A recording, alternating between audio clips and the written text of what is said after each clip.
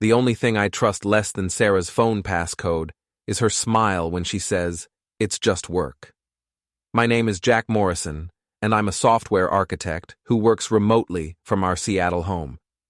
At 38, I thought I had life figured out. Decent income, smart house in Bellevue, and a wife who seemed to have it all together. Sarah's a marketing executive at a tech firm downtown, the kind of woman who wears power suits and talks about synergy without irony. Before we dive deeper into this story, I have one small request.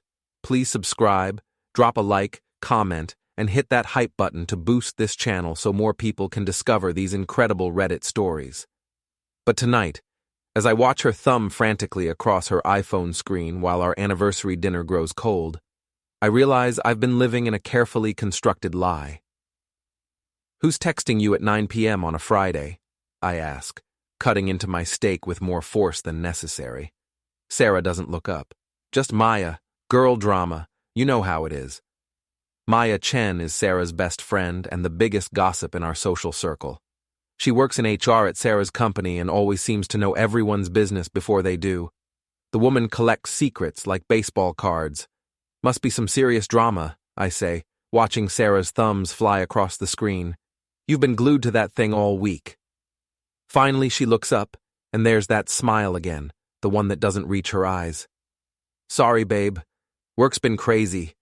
The Henderson campaign is launching next month, and Eliot's been riding everyone hard." Eliot Brennan, Sarah's VP.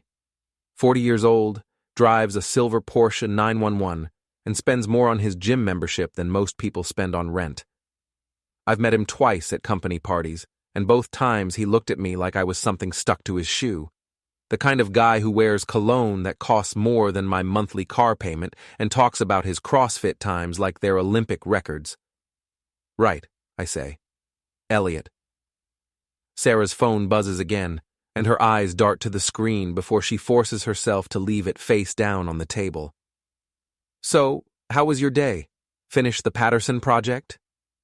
The sudden interest in my work feels forced, like she's reading from a script titled, "How to Be a Good Wife." We make small talk for another 20 minutes, but her phone keeps lighting up with notifications, and each buzz makes her twitch like she's being electrocuted. Later, as she showers, I find myself staring at her phone on the nightstand. It's locked, of course, but the preview notifications are still visible.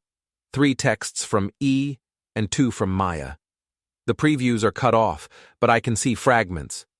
"Can't keep doing this," and "Jack suspects." My stomach drops like I've just driven over a cliff. I've been married to Sarah for 6 years, together for 8. I know her tells better than she knows them herself. The way she touches her neck when she's lying, how she overcompensates with questions about my day when she's hiding something, the sudden interest in girls' nights and work trips that started 3 months ago, but knowing something and proving it are different animals entirely. The next morning, Sarah leaves early for a breakfast meeting. I work from home, so I'm used to having the house to myself, but today, the silence feels different, accusatory. I find myself walking through rooms like a detective at a crime scene, looking for evidence of... what exactly? In the kitchen, I notice things I'd overlooked before. A wine glass in the dishwasher with lipstick stains. Sarah doesn't wear that shade of red. A men's cologne scent lingering in our bedroom that definitely isn't mine. Small things that could have innocent explanations, but when you string them together, they start to look like a pattern. My phone rings. It's Nate Rodriguez, my oldest friend, and the closest thing I have to a brother. He's an ex-cop who now works private security, and he has the kind of cynical worldview that comes from seeing humanity at its worst for 20 years. "Want to grab lunch?" he asks. "I'm downtown anyway." We meet at Pike Place Market at a little seafood place where the tourists can't find us. Nate takes one look at my face and orders us both whiskey with our fish and chips. "All right," he says. "What's eating you?" I tell him everything. The late nights, the secretive phone calls, the way Sarah's been treating our marriage like a part-time job. Nate listens without interrupting, which is one of his better qualities. When I finish, he's quiet for a long moment. You want my professional opinion? He finally asks. Hit me. She's cheating, probably with this Eliot guy. The question is, what are you going to do about it? The question hangs in the air like smoke. What am I going to do about it? Confront her? Hire a private investigator? Pretend I don't know and hope it blows over? I need proof, I say. Nate nods. That's the smart play. But Jack, when you get that proof, you better be ready for what comes next, because once you open that door, there's no closing it again. That afternoon, I do something I never thought I'd do. I install tracking software on our shared iPad, the one Sarah uses for work presentations. It's not illegal, since it's technically my device too, but it feels like crossing a line I can't uncross. The software gives me access to her messages, emails, and location data. Within an hour, I have everything I need to know. Sarah isn't just cheating. She's been planning her exit strategy for months. Messages between her and Eliot talk about when we can be together openly and getting through the divorce without losing everything. There are discussions with Maya about hiding assets and making sure I can't touch Sarah's retirement accounts. But the worst part? The messages where they laugh about me. Eliot calling me Sarah's pet programmer, and Sarah responding with crying, laughing emojis. Jokes about my boring job and how I never leave the house. Plans for how she'll take him for everything in the divorce. I sit in my home office staring at the screen, feeling something cold and hard crystallize in my chest. It's not heartbreak. That would be too simple. It's rage mixed with humiliation, seasoned with a desire for justice that tastes like copper in my mouth. Sarah comes home at 7, full of apologies about another late meeting. She kisses my cheek and asks about my day, and I play along because I'm not ready to show my hand yet. We eat dinner and watch Netflix, and she even initiates closeness for the first time in weeks. The whole time, I'm thinking about those messages, about how she and Eliot were probably laughing about this exact scenario. The next morning, Sarah leaves for another early meeting. According to the tracking app, she's at the Fairmont Olympic Hotel downtown. She stays there for 3 hours. I spend those 3 hours doing research. I learn about Washington state's divorce laws, about asset protection, about what constitutes adultery in the eyes of the court. I also learn some interesting things about Eliot Brennan. He's married to a woman named Patricia, a pediatric surgeon who makes 3 times his salary. They have 2 kids and a house in Medina that's worth more than most people's retirement funds. Patricia Brennan has no idea her husband is planning to leave her for his subordinate, but she's about to find out. When Sarah gets home, she's practically glowing. She talks about her day with more enthusiasm than she's shown in months, carefully editing out the 3-hour hotel visit. I nod and smile and make appropriate responses while mentally composing the email I'm going to send to Patricia Brennan. That night, Sarah gets a text that makes her face go white. She excuses herself to the bathroom, and I hear her on the phone in hushed, frantic tones. When she comes back, she looks like she's seen a ghost. "Everything okay?" I ask innocently. "Fine," she says, but her voice cracks on the word. "Just work stuff." The next day is Saturday, and Sarah announces she's going shopping with Maya. More lies. The tracking app shows she's at Eliot's apartment in Capitol Hill. I use the time to drive to a lawyer's office in Bellevue, where I spend 2 hours discussing my options with a sharp-eyed woman named Jennifer Walsh. Washington is a no-fault state, she explains, but adultery can still impact asset division, especially if marital funds were used to support the affair. Do you have documentation? I hand her a flash drive containing screenshots of every message, every email, every piece of evidence I've collected. She plugs it into her computer and scrolls through the files, her eyebrows climbing higher with each page. "This is quite thorough," she says. "Your wife and her friend weren't very careful about operational security. What are my options?" Jennifer leans back in her chair. Well, you could file for divorce and try to get favorable terms based on the adultery. But given what I'm seeing here about their plans to hide assets, you might want to consider more immediate action. Such as? Freeze the joint accounts, cancel shared credit cards, make it clear that you're not going to be the cooperative victim they're expecting. The idea appeals to me more than it probably should. Sarah comes home that evening in a foul mood. Apparently, Eliot's wife, Patricia, had shown up at his apartment while Sarah was there. There was a scene, according to the carefully edited version Sarah tells me. She doesn't mention that Patricia threw a coffee mug at Eliot's head or that she screamed at Sarah to stay away from my family, loud enough for the neighbors to hear. I know all this because Eliot Brennan called me that afternoon. Turns out she appreciated the heads-up email I sent her. I want to destroy them both, she told me over the phone. Her voice was calm, controlled, but I could hear the fury underneath. My husband thinks he can humiliate me and walk away with half of everything I've worked for. He's wrong. Eliot Brennan is a surgeon. She's used to making decisions under pressure, and she doesn't strike me as the type to forgive and forget. When she asked if I wanted to coordinate our responses, I didn't hesitate to say yes. The trap we set is simple, but effective.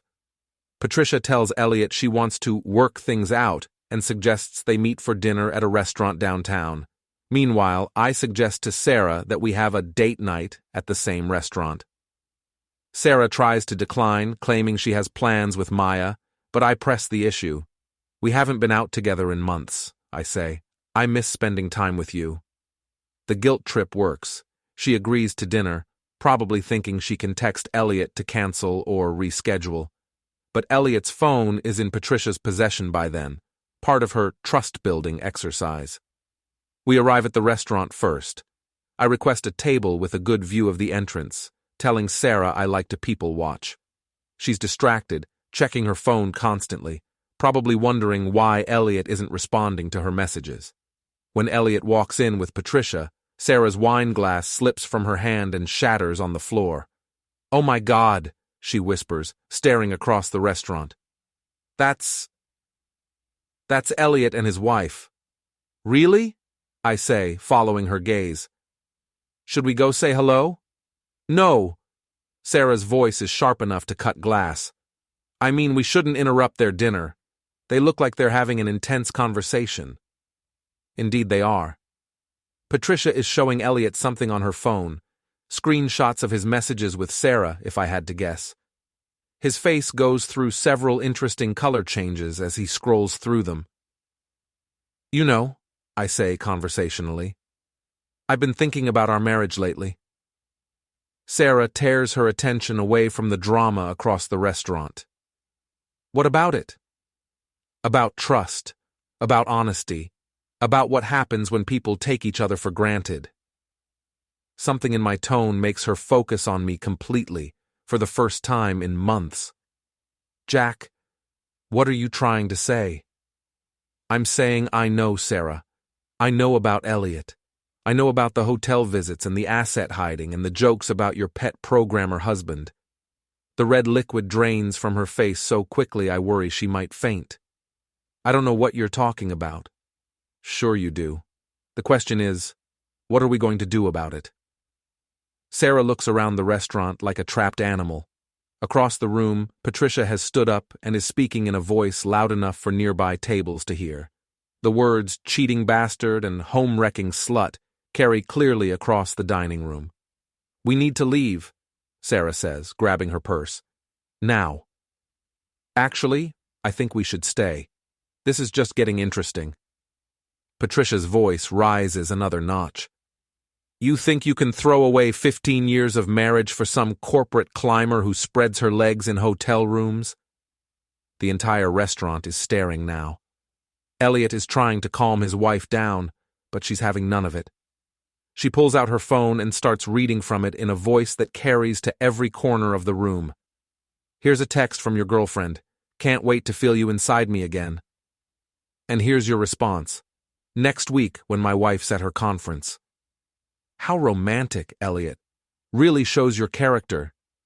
Sarah is hyperventilating. We have to go. Please, Jack. Let's just go home and talk about this. Talk about what? About how you've been planning to divorce me and take half of everything while fucking your boss? About how you and Maya have been hiding money in accounts you think I don't know about? About how you've been laughing about me behind my back for months?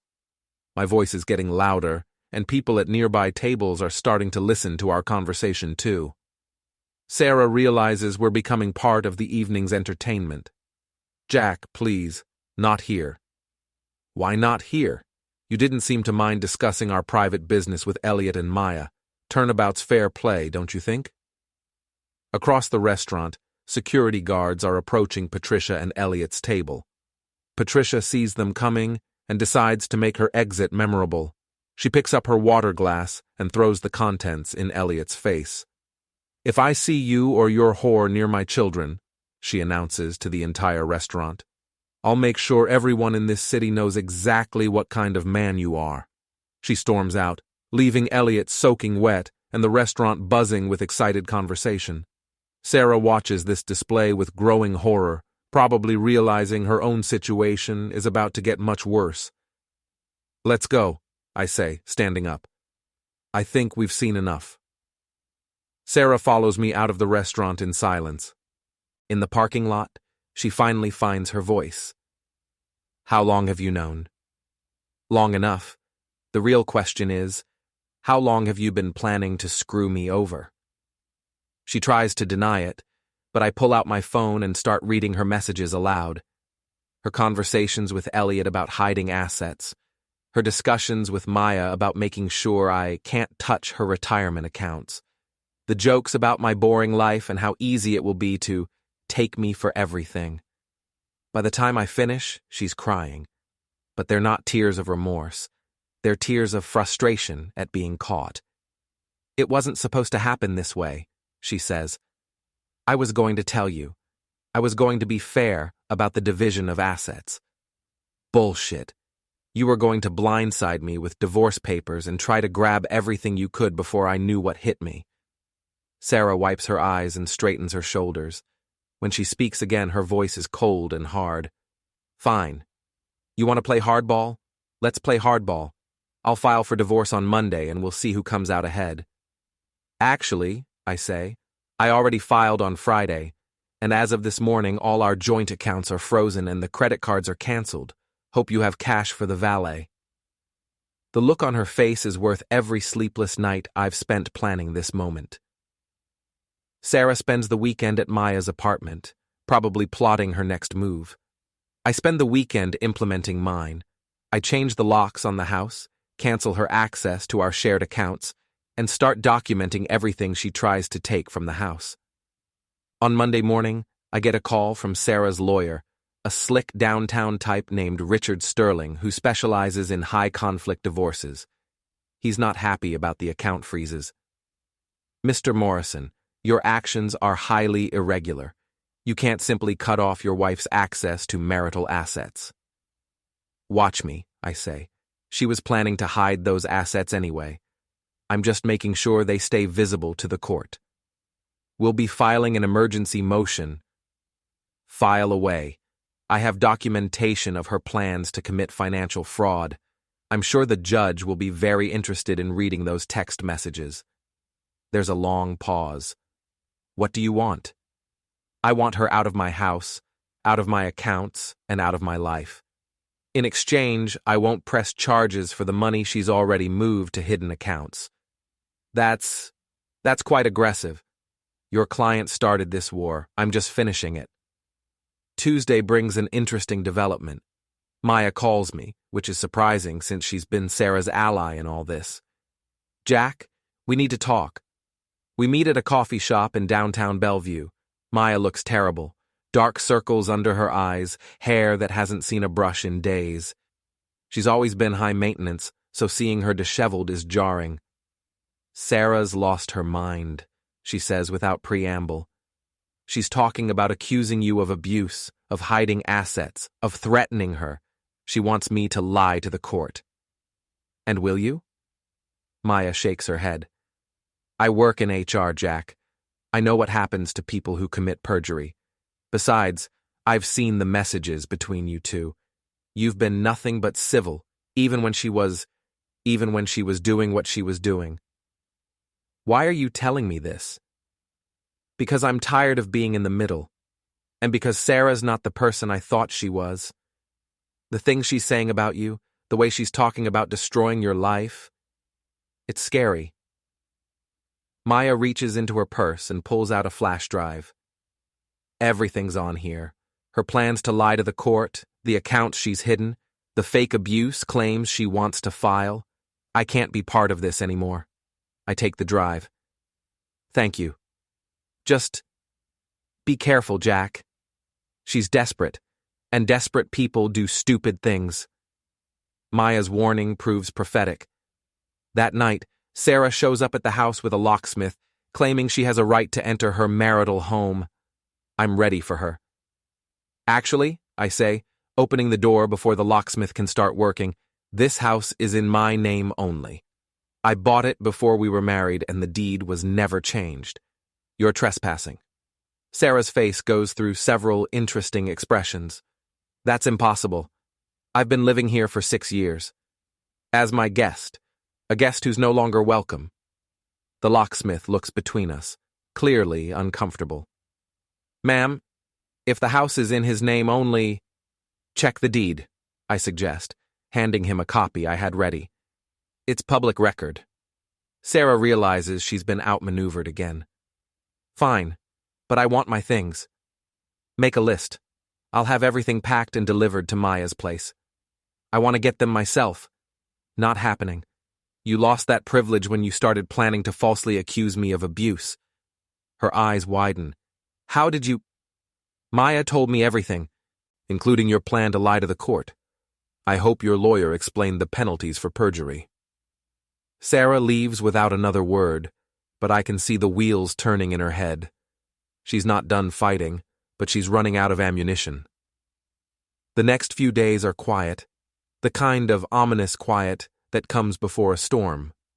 Sarah's lawyer files several motions, all of which are denied when I present evidence of her plans to hide assets and commit fraud. Eliot, meanwhile, is dealing with his own problems. Patricia has filed for divorce and is seeking full custody of their children, citing his moral unfitness as a parent. But I know this isn't over. Sarah's not the type to go quietly, and desperate people do desperate things.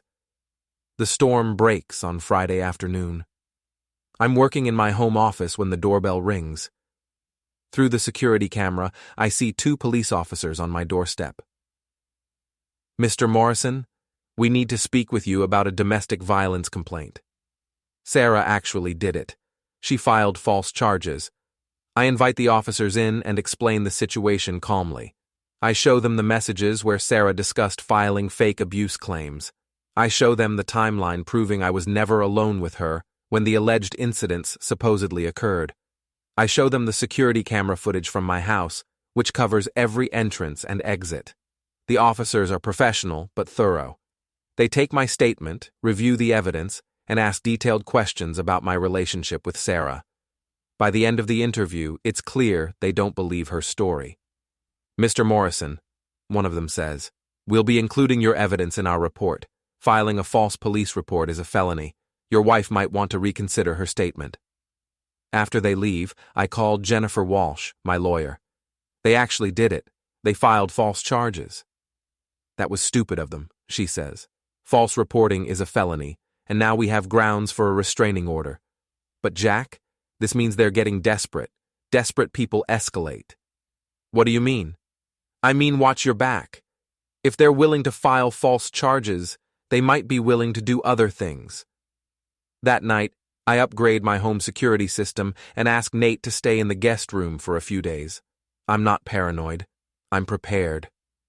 Saturday morning brings another surprise.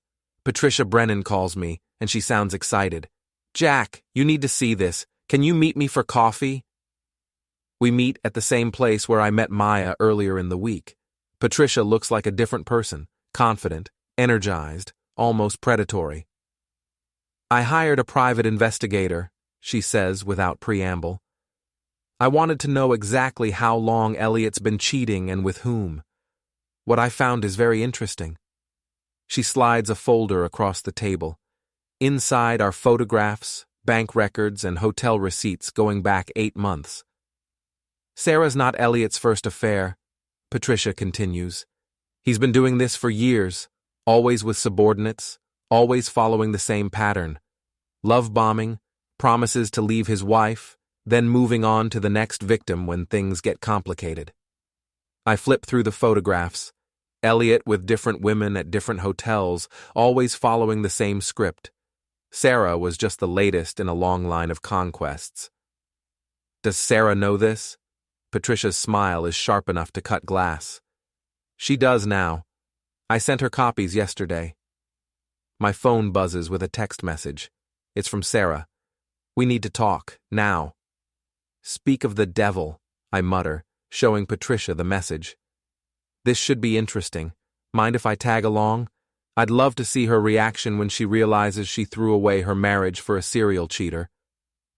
We meet Sarah at a park in Bellevue, neutral ground where she can't cause a scene. She looks awful, pale, thin, with the kind of desperate energy that comes from too much coffee and not enough sleep. You sent her those photos, she accuses Patricia without preamble. I sent you the truth, Patricia replies calmly. Something you seem to have trouble with. Sarah turns to me. Jack, we can work this out. What happened with Eliot was a mistake. I was confused, going through a midlife crisis or something. We can go to counseling. Start over. Start over? I laugh, but there's no humor in it. You mean after you tried to have me arrested for domestic violence? After you planned to steal half of everything I own? After you spent months laughing about me with your serial cheater boyfriend? That wasn't real. I was angry. People say things they don't mean when they're angry. You documented your plans, Sarah. You wrote them down, sent them in messages, discussed them with multiple people. That's not anger, that's premeditation. Patricia speaks up. You might want to know that Eliot's been telling people at work that you were just a temporary distraction while he figured out his marriage. He never had any intention of leaving me for you. Sarah's face crumples. That's not true. He loves me. He said the same things to Jennifer Walsh in accounting last year and to Rebecca Martinez in sales the year before that. You weren't special, Sarah. You were just convenient. The truth hits Sarah like a physical blow. She sits down heavily on a park bench, finally understanding that she's destroyed her marriage for a man who never cared about her at all. I want to come home, she whispers. Please, Jack, I'll do anything. No, I say simply. You made your choice. Now you get to live with the consequences. Sarah looks up at me with something like hatred in her eyes. Fine, but I'll make sure you regret this. I'll take you for everything in the divorce. I'll ruin your reputation, your business, everything you care about. With what? You have no credibility left. You filed false police reports, planned to commit financial fraud, and everyone in your social circle knows you're a cheater and a liar. What exactly are you going to threaten me with? Sarah doesn't have an answer for that. She storms off, leaving Patricia and me sitting on the park bench. Think that's the end of it? Patricia asks. Not even close. She'll try something else. People like Sarah don't give up. They just get more desperate. I'm right. Over the next week, Sarah tries everything she can think of. She calls my clients, trying to spread rumors about my work. She posts on social media, painting herself as the victim of an abusive husband. She even shows up at my mother's house, trying to get her to intervene on her behalf. None of it works. My clients know me too well to believe random accusations. Social media users do their own research and quickly figure out she's lying. And my mother, bless her heart, tells Sarah exactly what she thinks of cheating wives who try to destroy their husbands. But Sarah's final gambit is the most desperate yet. On a Tuesday evening, I'm working late in my home office when I hear glass breaking downstairs. The security system immediately starts blaring, and I see on the cameras that Sarah has broken a window and climbed into the house. I call 911 first, then grab the baseball bat I keep in my closet. I'm not looking for a fight, but I'm not going to be a victim either. I find Sarah in the living room, stuffing items into a garbage bag. She's taking things that aren't hers, my laptop, some expensive electronics, even my grandmother's jewelry that she somehow thinks she's entitled to. "Sarah, what the hell are you doing?" She spins around, and I'm shocked by what I see. She's lost weight, her hair is unwashed, and there's something wild in her eyes that I've never seen before. "Taking what's mine," she says. "You want to play hardball? Fine. Let's see how you like it when I take everything you care about." "Those aren't your things, Sarah. You're committing burglary." "Prove it. I lived here for 6 years. I can claim anything in this house as mine." She's wrong about that, but I don't bother explaining community property law to someone who's clearly having a breakdown. Instead, I keep her talking until the police arrive. "Why are you doing this? You had a good life, a good marriage. Why throw it all away for someone who never cared about you?" "Because I was bored," she screams. "Do you have any idea how boring you are, Jack? How boring our life was? Eliot made me feel alive, made me feel like I was worth something." "So you destroyed everything we built together." I tried to be fair about it. I tried to end things quietly, but you had to be vindictive, had to humiliate me in front of everyone. I exposed the truth. There's a difference. The police arrive before Sarah can respond. They find her with a bag full of stolen electronics and jewelry in a house she has no legal right to enter. The broken window and triggered alarm system make it pretty clear what happened. "Ma'am, you're under arrest for burglary in the 2nd degree and criminal trespass." As they handcuff her, Sarah looks at me with pure hatred. "This isn't over, Jack. I'll find a way to destroy you." "It is over," I tell her. "You just don't realize it yet." The trial is a formality. Sarah's lawyer tries to argue that she had a right to enter the house and take marital property, but the evidence is overwhelming. The security footage shows her breaking the window. The items in her bag include things that were clearly mine before the marriage, and her own text messages, which I provide to the court, show her planning to take everything as revenge. She's sentenced to 6 months in jail and ordered to pay restitution for the damaged window and stolen items. Her lawyer manages to get the sentence suspended in exchange for community service and mandatory counseling, but the conviction stands. More importantly for me, the criminal conviction makes the divorce proceedings much simpler. Sarah's credibility is completely destroyed, and the judge awards me everything I asked for. The house, my business assets, and my retirement accounts remain mine. Sarah gets to keep her own retirement account and personal belongings, but that's it. Eliot, meanwhile, loses his job when Patricia's lawyer provides HR with evidence of his pattern of harassment. Patricia takes him for everything in their divorce, and he ends up moving back in with his parents at age 40. The Porsche gets repossessed when he can't make the payments. Maya keeps her job but transfers to a different department. She testifies on my behalf during the divorce proceedings, providing evidence of Sarah's plans to defraud me. We're not friends, but we're not enemies either. 6 months after Sarah's arrest, I'm sitting in my home office when the doorbell rings. Through the security camera, I see a woman I don't recognize. Mid-30s, professional dress, nervous expression. I open the door cautiously. "Can I help you?" "Mr. Morrison? My name is Amanda Foster. I work at Eliot Brennan's new company. I think I need to talk to you." I invite her in, already suspecting what this is about. Amanda tells me that Eliot has been following his old pattern, love-bombing a new subordinate, making promises about leaving his girlfriend, talking about how his ex-wife destroyed him with false accusations. "I found your name in some old emails," she explains. "I did some research, found out what really happened. I wanted to thank you." "Thank me?" "For exposing him. If you hadn't, I might have fallen for his lies like Sarah did, like all the others did." Amanda leaves me with copies of Eliot's latest messages, showing he's learned nothing from his previous experiences. I forward them to Patricia, who forwards them to Eliot's current employer. Within a week, He's fired again. Some people never learn. A year later, I'm in a much better place. The divorce is final, the house is mine, and my business is thriving. I've started dating again. Nothing serious yet, but I'm open to possibilities. Sarah, I hear through the gossip network, is working as a receptionist at a small firm in Tacoma. She's living in a studio apartment and driving a 10-year-old Honda. Maya tells me she's tried to reach out several times, wanting to talk, but I'm not interested in rehashing the past.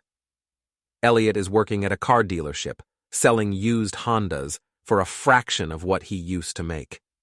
Patricia tells me he's been through 3 jobs in the past year, each one ending when his new employers discover his history. As for me, I'm exactly where I want to be. In my own house, running my own business, surrounded by people who actually care about me.